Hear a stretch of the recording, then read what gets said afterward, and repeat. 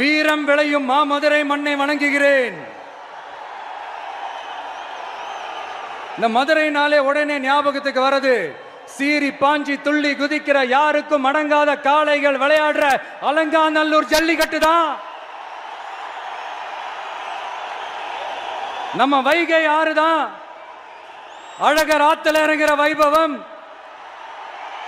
மதுரை மீனாட்சி அம்மன் இந்த மண்ணோட உண்மையான குணம், உணர்வு பூர்வமான மண் இது.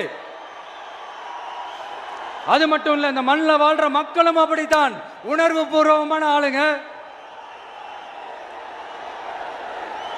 நான் இந்த மண்ணில் கால் எடுத்து வச்ச உடனே ஒரே ஒருத்தரை பத்தி தான் மனசுக்குள்ள ஓடிக்கிட்டே இருந்தது.